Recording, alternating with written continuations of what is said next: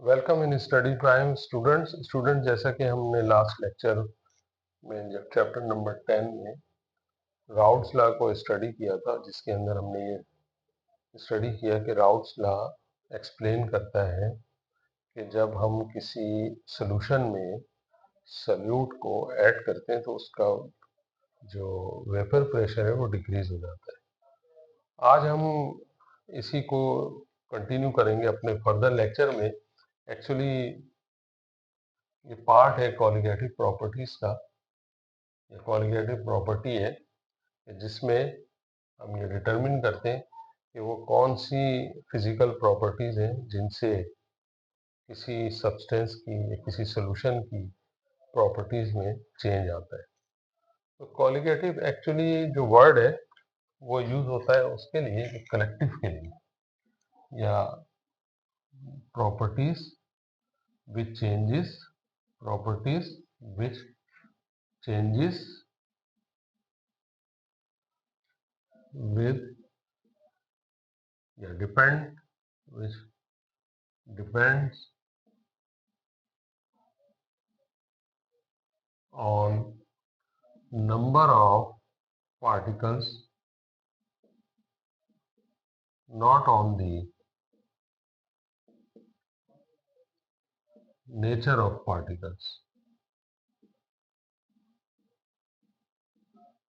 ऐसी प्रॉपर्टीज जो number of particle पर डिपेंड करें, ना कि नेचर ऑफ पार्टिकल पर डिपेंड करें। तो उसमें एक प्रॉपर्टी है जो नंबर ऑफ पार्टिकल पर डिपेंड करती है, वो कहलाती है एलिवेशन ऑफ बॉइलिंग पॉइंट।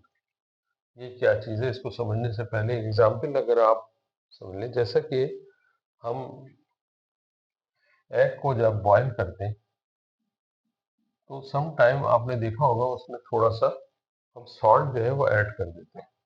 इसका पर्पस क्या होता है? जब भी किसी प्योर सॉल्वेंट में अगर, जैसे मैंने इसमें लिया हुआ सॉल्वेंट, क्या लिया हुआ, वाटर लिया हुआ, अब इसमें मैं सॉल्ट ऐड कर देता हूँ, तो ये सॉल्ट ऐड करने से होगा क्या? सॉल्ट ऐड करने से होता ये है कि ऑब्जर्व ये किया गया है कि इसका जो बॉइलिंग पॉइंट है वो रेज हो जाता है। ये बॉइलिंग पॉइंट जो रेज होता है, इससे एग्स को जब हम बॉईल कर रहे होते हैं तो एग्स ज़्यादा हीट जो है वो गेन कर सकता है। वैसे तो नॉर्मली प्योर सॉल्वेंट वाटर के लिए 100 डिग्री सेंटीग्रेड है। हम ये चाहते हैं कि ये जल्दी बॉईल हो जाए। जल्दी बॉईल करने के लिए हम क्या करते हैं, इसके अंदर सॉल्ट की थोड़ी सी quantity, pinch of salt is added, ताकि इसके ऐड करने से इस सॉल्यूशन का जो है बॉइलिंग पॉइंट रेज कर जाए। तो ये किस तरह रेज करता है, ये एप्लीकेशन कहलाती है राउट्स लॉ की। तो आज हम इसी को स्टडी करने जा रहे हैं कि एलिवेशन ऑफ बॉइलिंग पॉइंट किस तरह से होता है। ये देखिए, नॉर्मली जो एलिवेशन ऑफ बॉइलिंग पॉइंट को हम रिप्रेजेंट कर देते हैं डेल्टा टी बी से। डेल्टा का मतलब है चेंज, बी का मतलब है बॉइलिंग पॉइंट, और टी स्टैंड्स फॉर टेम्परेचर। तो delta T B stands for elevation of boiling point. Elevation of boiling point को हम रिप्रेजेंट करते हैं डेल्टा टी पी से। तो देखें, मैंने जैसे कि बताया कि जब आप सॉल्यूट को ऐड करते हैं तो सॉल्यूशन का बॉइलिंग पॉइंट रेज हो जाता है। बेसिकली अगर मैं सॉल्यूशन के बॉइलिंग पॉइंट को टीबी से रिप्रेजेंट कर दूं और प्योर सॉल्वेंट के बॉइलिंग पॉइंट को टीबी नॉट से रिप्रेजेंट कर दूं, तो इनका जो डिफरेंस है वो डेल्टा टीबी होता है। यहाँ पे टीबी जो है, याद रखें कि क्या है, vapour boiling point of pure boiling point of solution, और टीबी नॉट जो है वो बॉइलिंग पॉइंट ऑफ सॉल्वेंट को रिप्रेजेंट करता है। यानी जब सॉल्वेंट, मतलब ये है कि प्योर सॉल्वेंट, आपने वाटर का जो बॉइलिंग पॉइंट है ले लिया 100, अब जब उसमें आपने नमक ऐड किया तो उस वक्त उसका बॉइलिंग पॉइंट रेज हो गया, तो वो कितना रेज हुआ उसको मैंने डेल्टा टीबी से रिप्रेजेंट कर दिया। तो ये जो डेल्टा टीबी है, जैसे कि हमने लास्ट टाइम भी स्टडी की थी कि वो डायरेक्टली प्रोपोर्शनल हो जाएगी मोलैलिटी, ये कंसंट्रेशन का यूनिट है मोलैलिटी ऑफ सॉल्यूट के। तो मोलैलिटी ऑफ सॉल्यूट क्या है? मोलैलिटी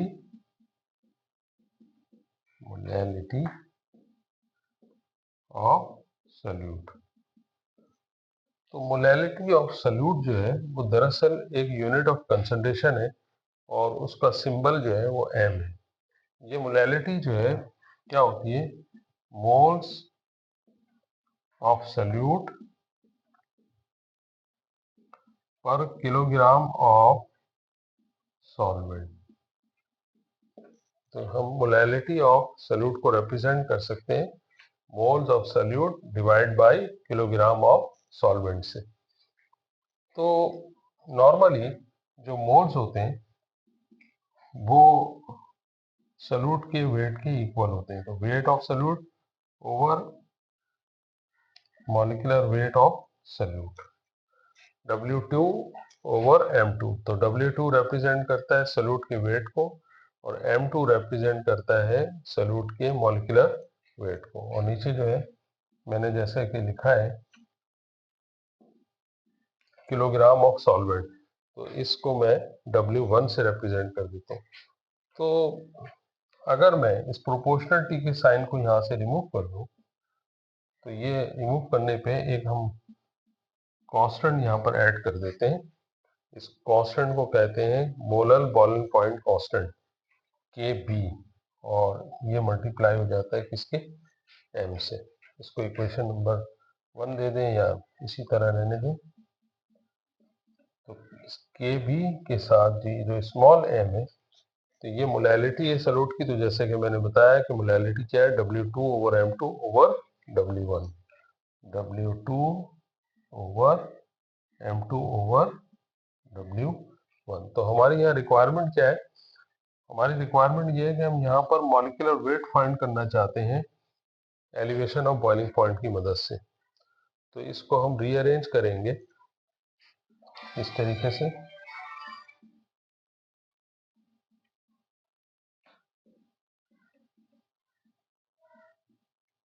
इसको रीअरेंज करने इस इक्वेशन को, इसमें M2 को जो है वो लेफ्ट साइड पे ले आए और डेल्टा TB को राइट साइड पे ले आए।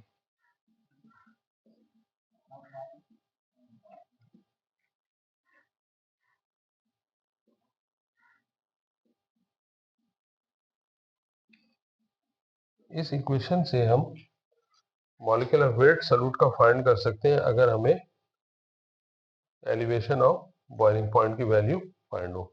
बाकी तमाम वैल्यूज इसमें कांस्टेंट है, Kb कांस्टेंट है, W2 कांस्टेंट, W1 कांस्टेंट है। तो नाउ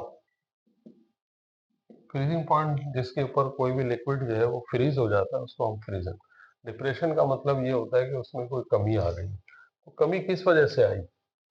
इसकी एग्जांपल मैं ऐसे देता हूँ, जो फ्रीजिंग इलाके होते हैं जहाँ पे बिलो जीरो टेम्परेचर चला जाता है, जब वहाँ सड़कों पर बर्फ गिर जाती है, तो वहाँ पे बर्फ को मेल्ट करने के लिए जो है वो नॉर्मली नमक जो है उसका स्प्रे कर दिया जाता है, ताकि वहाँ बर्फ जो है उसका फ्रीजिंग पॉइंट डिक्रीज हो जाए और वो फ्रीजिंग पॉइंट डिक्रीज होने की वजह से वो जो बर्फ है सड़क पर वो मेल्ट हो जाए और आसानी से ट्रैफिक जो है फिर उसके ऊपर फ्लो कर सके। तो ये जो फ्रीजिंग पॉइंट में कमी होती है, ये इस कोलिगेटिव प्रॉपर्टी के एक एग्जाम्पल है। यहाँ पर बिल्कुल इसी तरह जैसे हमने स्टडी की थी कि बॉइलिंग पॉइंट में इजाफा हो जाता है, इसी तरह डिप्रेशन इन फ्रीजिंग पॉइंट भी हो सकता है। तो इसको हम रिप्रेजेंट कर देते हैं डेल्टा TF से। और सिमिलरली उसी तरह ये भी मोलैलिटी ऑफ सब्सटेंस के डायरेक्टली प्रोपोर्शनल होता है। तो यानी मोलैलिटी का मतलब क्या है? मोलैलिटी का मतलब उसी तरीके से कि हम moles of solute over kilogram of solvent के बराबर ले सकते हैं।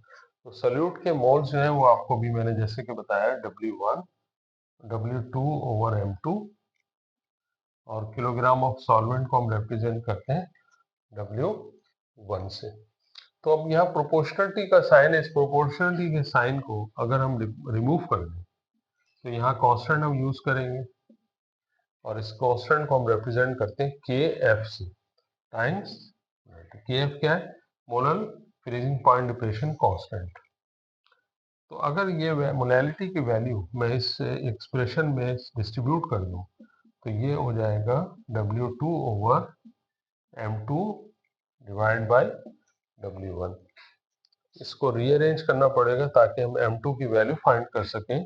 तो delta TF is equal to KF W2 over W1 into M2।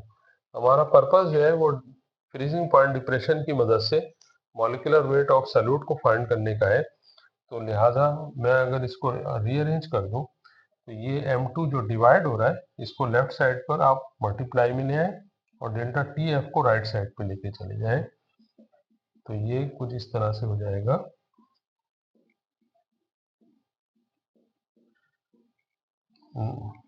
Student इस इक्वेशन की मदद से हम किसी सॉल्यूट का मॉलिक्यूलर वेट फाइंड कर सकते हैं, प्रोवाइडेड कि हमें कांस्टेंट की वैल्यू पता हो और डिप्रेशन इन फ्रीजिंग पॉइंट पता हो और वेट ऑफ सॉल्यूट और वेट ऑफ।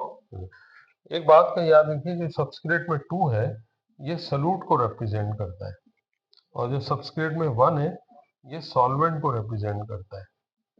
तो इस फार्मूले की मदद से हम जो है molecular weight with the help of depression in freezing point find कर सकते हैं। स्टूडेंट आज तक के लिए अपने लेक्चर में इतना ही। नेक्स्ट टाइम हम नेक्स्ट लेक्चर में एक नए टॉपिक के साथ इंशाल्लाह आपको गाइड करेंगे। और अब इस लेक्चर को शेयर करें, आगे अपने दोस्तों में भी शेयर करें और कोई क्यूरी हो तो कमेंट्स में आप लिख सकते हैं। लाइक करें, सब्सक्राइब करें। Thank you.